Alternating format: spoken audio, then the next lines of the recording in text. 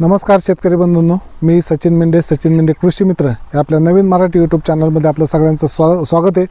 शेतकरी बंधूंनो, पावसाळी कांदा म्हणलं की सततचा चालणारा पाऊस, रिपरिप चालणारा पाऊस आणि माघारी मान्सून आणि ढगाळ हवामान याच्यामध्ये पावसाळी कांद्याची लागवड होऊन गेलेली असते आणि शेतकऱ्यांना आता भेडसावतोय तो कांद्याला पीळ पडलेला मोठा प्रश्न, कांद्याला पीळ पडणे। आता सगळ्यात आधी मी तुम्हाला कांद्याला पीळ पडणे म्हणजे काय त्याचं उदाहरण दाखवतो। या ठिकाणी कांद्याला पीळ कसा पडतो, कांद्याला पीळ पडल्यामुळे काय होतं बघा। माझ्या हातामध्ये कांद्याच्या प्लॉटमध्ये आलेलो कांद्याच्या याच्यामध्ये कशा पद्धतीने पीळ पडलेला आहे याच्यामध्ये तुमच्या लक्षात आलं असेल की कांद्याचा असं पीळ पडून पिळकावणं झालेलं आहे। तर सगळ्यात मोठी समस्या सध्या शेतकऱ्यांना जाणवते।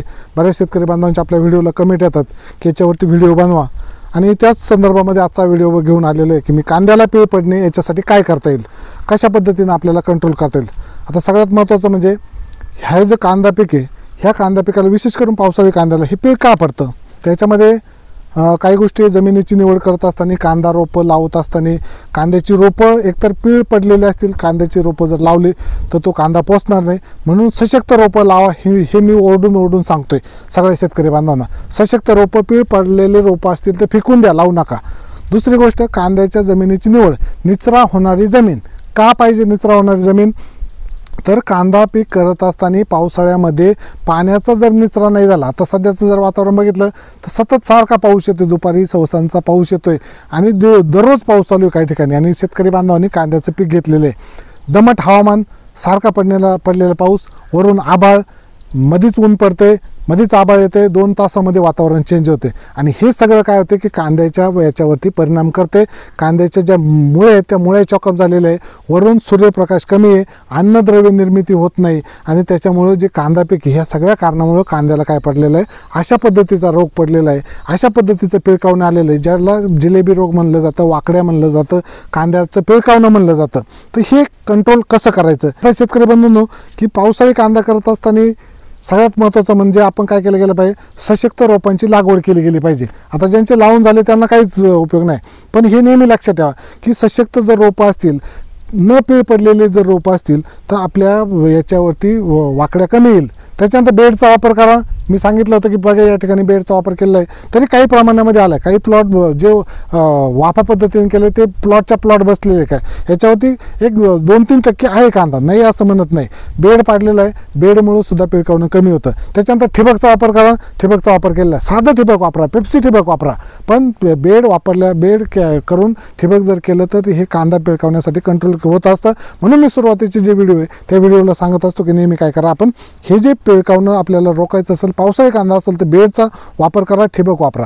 आता याचे वेगळे फायदे ते मी वेगळ्या व्हिडिओमध्ये सांगतो। आता आपण बघणार हे जे पिळकावणं आहे याच्यावरती आता इमर्जन्सीमध्ये काय फवारणी घ्यायची किंवा कशा पद्धतीने फवारणी घेतली तर आपल्याला याचा फायदा होईल।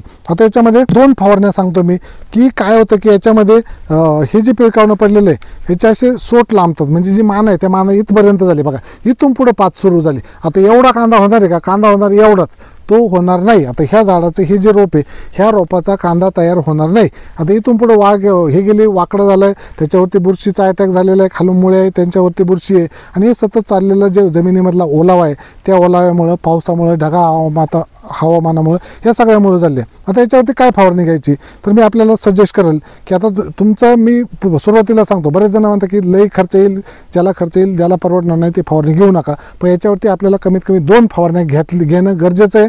तर त्या कुठल्या घ्यायच्या याच्यामध्ये मी सांगतो की आपल्याला सुरुवातीला याच्यामध्ये बायर कंपनीचं एव्हरगोल्ड येतं, एकदम बेस्ट रिझल्ट आहे। मी कुठल्या कंपनीची ॲड करत नाही, जे वापरतो, जे लोक वापरतात त्याचा जर वापर केला आपण तर त्याचे एकदम बेस्ट रिझल्ट येतात।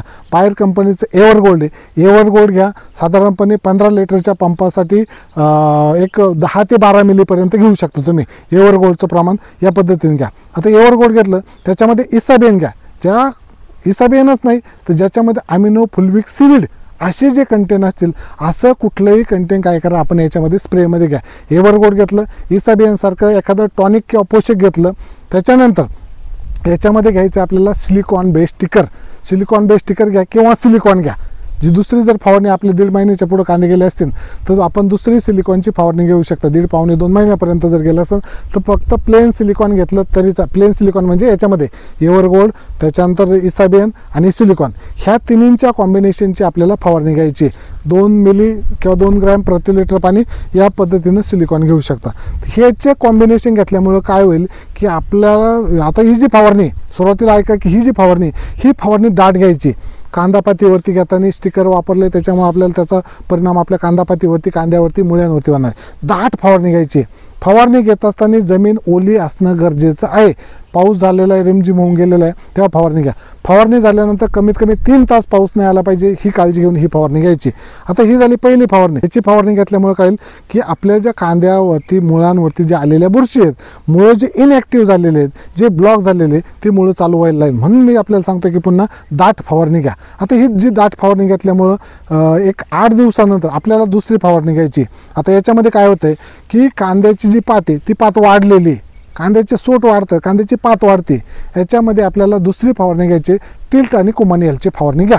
टिल्ट आणि कुमानियलची फवारणी घेतल्यामुळे काय होणार आहे की जी पाथीची जी गरजेपेक्षा जास्त जी वाढ होती ती वाढ कुठंतरी थांबवली जाते आणि त्याच्यानंतर कांद्याची साईज व्हायला सुरुवात होत असते. म्हणजे कांद्याच्या ज्या माना म्हणतो आपण, कांद्याचा जो देठ आहे तो देठ तयार होण्याच्या जेव्हा स्टेजमध्ये असते तेव्हा आपण टिल्ट आणि कुमानियलची ही फवारणी, पहिली जी फवारणी सांगितली, ही फवारणी झाल्यानंतर 8 ते 10 दिवसाच्या अंतराने आपण ही दुसरी जर फवारणी टिल्ट आणि कुमानियलची जर फवारणी घेतली तर आपल्याला 100% कांदा जे पीळ, या पीळ रोगावरती आपल्याला चांगल्या पद्धतीनं परिणाम दिसून येतील. आता याच्यामध्ये काय होतं की बरेच जण विचारतील की आम्हाला फवारणी नाही घ्यायची, खालून याच्यातून ठिबक नाही आमच्याकडं, फवारणी नाही घ्यायची, एव्हरगोल्ड जर सोडायचं असेल तर आपण पाटपाण्यातून किंवा पाण्यातून जर असेल किंवा ठिबकमधून असेल तर त्याच्यामधून सुद्धा, किंवा जे स्प्रिंकलर असेल, रेन पाईप असेल, या रेन पाईपातून सुद्धा आपण काय करू शकता, एव्हरगोल्ड त्या कांद्यावरती देऊ शकता. म्हणजे कांद्याच्या पातीवरती पडेल, जमिनीमध्ये जाईल आणि त्या ज्या मुळावरती आलेल्या ज्या बुरशी आहेत त्या बुरशींचा नायनाट होईल, कंट्रोल होतील आणि आपला कांदा पीक आहे त्या कांदा पिकाचं जे देठ आहे, मान आहे, ती मान तयार व्हायला सुरुवात होईल. जर मान झाली तरच कांदा पिकाचा जो बल्ब म्हणतो आपण, कांदा म्हणतो खालती जमिनीतला, तो तयार होणार आहे. ह्या 2 फवारण्या 8 दिवसाच्या अंतराने जर घेतल्या, या पद्धतीनं जर आपण व्यवस्थापन केलं तर 100% आपल्याला कांदा पीक आहे या कांदा पिकाचं जे पिळकावणं आहे, पीळ रोग आहे, या पीळ रोगावरती आपल्याला नियंत्रण करता येईल. शेतकरी बंधूंनो, आपण कुठल्या पद्धतीनं व्यवस्थापन करता? आपण काही शेतकरी बांधव असे असतील की बाकीचे औषधं वापरत असतील तर तेही मला कमेंट करून सांगा की या औषधामुळे आम्हाला फरक पडलेला आहे. मी ते शेतकरी बांधवांना सजेस्ट करतो की अशा आपण या सिरीजमध्ये शेतकरी बांधवांचे आलेल्या कमेंट, आलेले उत्तर आहेत, त्यांचंसुद्धा आपण एक व्हिडिओ त्याच्यामध्ये काढणार आहे की जे शेतकरी बांधव कमेंट करतात त्यांचं काय म्हणणं आहे किंवा कुठल्या विषयावरती व्हिडिओ पाहिजे ह्याच्यावरती सुद्धा आपण व्हिडिओ काढणार आहे. त्याला अजून टाईम आहे, पण सध्या शेतकऱ्यांना भेडसावणार हा प्रश्न आहे की कांद्याचं पिळकावणं. बऱ्याच जणांच्या कमेंट आल्या, फोन आले की मला याच्यावरती व्हिडिओ बनवा म्हणून. त्या पद्धतीने मी आजचा व्हिडिओ बनवला आहे. व्हिडिओ आवडला असेल तर व्हिडिओला लाईक करायला विसरू नका, व्हिडिओ शेअर करायला विसरू नका. व्हिडिओ बघत असताना शेवटपर्यंत बघितला त्याबद्दल आपले खूप खूप धन्यवाद. जाता जाता या चॅनलला सबस्क्राईब करा. सचिन मेंढे कृषी वार्ता यूट्यूब, फेसबुक आणि इंस्टाग्राम पेजला लाईक करायला विसरू नका. चला मित्रांनो, आजच्या या व्हिडिओमध्ये मी इथेच थांबतो, इथेच आपली रजा घेतो. पुन्हा एवढंच म्हणून की हा जो शेतकरी दादा आहे, शेतकरी दादा किंवा जगाचा पोशिंदा, हा जगाचा पोशिंदा अन्नदाता आहे. हा अन्नदाता सुखी भाऊ.